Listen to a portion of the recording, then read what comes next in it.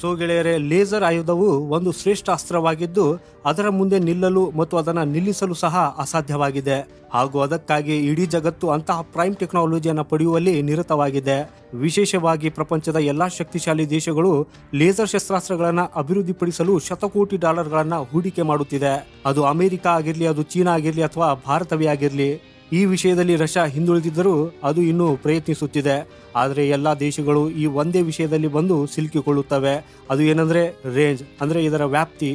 Actually Bharat, America ಮತ್ತು China ಈ ಮೂರು ದೇಶಗಳು ಲೇಸರ್ ಆಯುಧಗಳ ಟೆಕ್ನಾಲಜಿಯಲ್ಲಿ ಮುಂಚೂಣಿಯಲ್ಲಿದೆ. ರಷ್ಯಾ ಹಾಗೂ ಯುರೋಪಿಂದಲೂ ಕೂಡ ಮುಂದಿದೆ.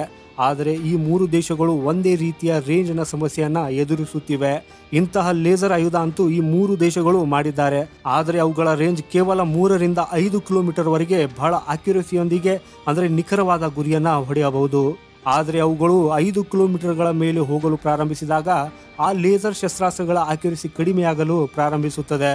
ಅಂದರೆ ನಿಖರವಾಗಿ ಗುರಿಯನ್ನು ಇಡುವ ಸಾಮರ್ಥ್ಯವು ಕಡಿಮೆಯಾಗುತ್ತದೆ ಮತ್ತು ಗುರಿ ತಪ್ಪುವುದಕ್ಕೆ ಪ್ರಾರಂಭಿಸುತ್ತದೆ. ಇದರ ಹೊರತಾಗಿ ಅದರ ಎಫಿಷಿಯನ್ಸಿಯಲ್ಲಿ ವ್ಯತ್ಯಾಸವಾಗ್ತದೆ ಹಾಗೂ ಲೇಸರ್ ಆಯುಧಗಳ ಇಂಟೆನ್ಸಿಟಿಯಲ್ಲಿ ಅದರ ದಾಳಿ ಮಾಡುವ ತೀವ್ರತೆಯೂ ಕೂಡ ಕಡಿಮೆ ಆಗ್ಬಿಡ್ತದೆ. ಅಂದರೆ ನೀವು ಹೆಚ್ಚು ದೂರದಿಂದ ದಾಳಿ ಮಾಡುವಾಗ ಆ ದಾಳಿಯ ಪರಿಣಾಮವು ಕಡಿಮೆ ಆಗುತ್ತಾ ಹೋಗುತ್ತದೆ.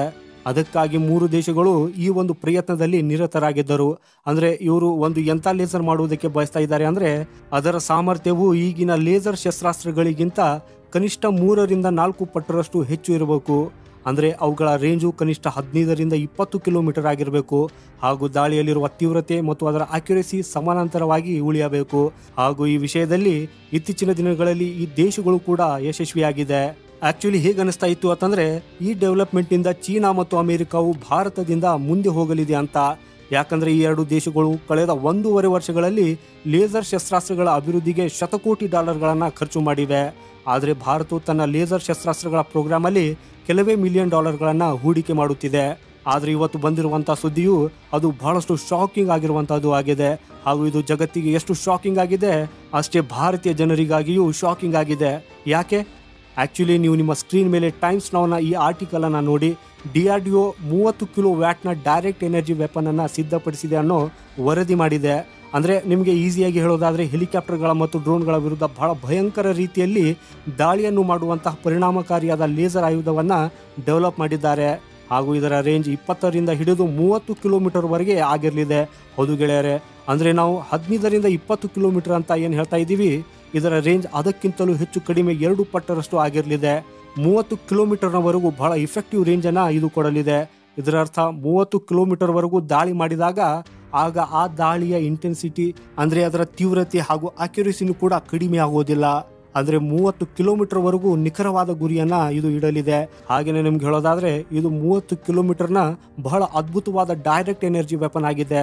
ಇದರಲ್ಲಿರುವ ಲೇಸರ್ ಬೀಮ್ ಎಷ್ಟೊಂದು ಸ್ಟ್ರಾಂಗ್ ಆಗಿರಲಿದೆ ಅಂದರೆ ಡ್ರೋನ್ಗಳ, ಹೆಲಿಕಾಪ್ಟರ್ಗಳ ಅವುಗಳ ಹೊರಗಿನ ಮಟೀರಿಯಲ್ ಇರುವಂತಹದನ್ನ ಅಂದರೆ ಮೆಟಲ್ ಹಾಗೂ ಕಾರ್ಬನ್ ಫೈಬರ್ ಇರುವಂತಹದನ್ನ ಹರಿಯುತ್ತಾ ಅದರಲ್ಲಿ ಹೋಗ್ಬಿಡ್ತದೆ. ಹಾಗೂ ಒಳಗಿರುವಂತಹ ಬಹಳಷ್ಟು ಎಲೆಕ್ಟ್ರಾನಿಕ್ ವಸ್ತುಗಳನ್ನ ಸುಟ್ಟು ಬಿಡುತ್ತದೆ ಅಥವಾ ಅದರಲ್ಲಿಯೇ ಬ್ಲಾಸ್ಟ್ ಮಾಡಿಬಿಡ್ತದೆ. ಇದರಿಂದ ಇದರ ಟಾರ್ಗೆಟ್ ಕೆಲವೇ ಸೆಕೆಂಡುಗಳಲ್ಲಿ ನೆಲವನ್ನು ತಲುಪುತ್ತದೆ.